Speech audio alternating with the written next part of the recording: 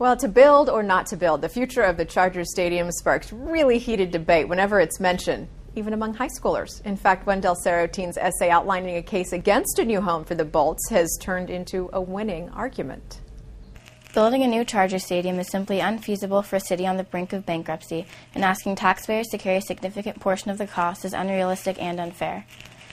There's no doubt that replacing Qualcomm Stadium would create huge increases in revenue for the Chargers, but these gains would probably be temporary. With athletic facilities constantly improving, there's no way to tell how long the Chargers would be satisfied before demanding the next stadium. Furthermore, if the Chargers decide that they want an upgrade 10 or 15 years from now, whichever city ended up building a new stadium would be left with a huge structure of limited uses and high redevelopment costs. So there you have it, just a short excerpt of an essay by Anna Ponting, the Patrick Henry High School student who is the winner of the voiceofsandiego.org essay contest. And she's here along with the Voice of San Diego, Scott Lewis. Thanks, guys, for being here. So what made you pick this topic, and what did you find out when you started researching it? Well, it was really relevant. Like right now we're trying to decide whether we should be cutting money from schools or public transportation or libraries, and right now it seems like, in my mind, there's no doubt that none of the money should be going towards a new football stadium when we have a perfectly good one right now. Did you change your mind, or did you kind of go into the writing of it knowing what you thought?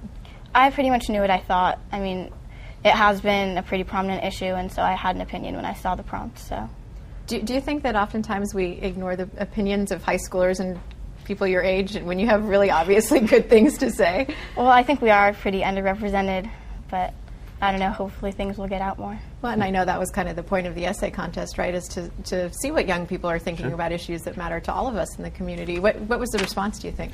It was incredible. We had more than 300, I don't know how many, but more than 300 essays came in from 59 different schools. They were really difficult to choose from. We had a lot of trouble.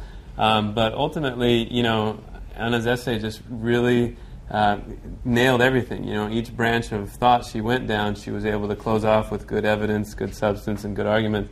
And that was the whole goal, was to get the kids involved in discussing issues that are relevant to them, to what we write about at Voice of San Diego, and also to, you know, help spread the word in the schools that we write about education and that we're there to serve them. It wasn't just the Chargers they could write about, right? There was a bunch of other topics. Yeah.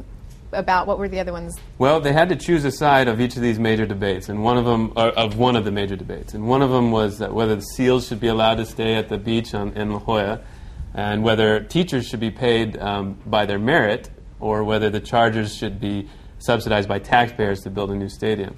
And like I said, we had some very good entries, and all this week we'll be running the finalists.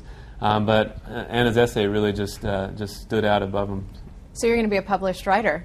That's pretty cool. You're a senior, and I know you haven't quite decided what school is going to benefit from your great writing skills. Yeah. You're considering a couple of big ones, though, right? Yeah, I applied to UC Berkeley, UCLA, UC Davis, Columbia, Stanford, and Brown. So we'll see where I go. Well, we'll be anxious to hear where San Diego's winning writer went. Thank you guys both for telling us about it. Congratulations to you. And so we can watch on voiceofsandiego.org for...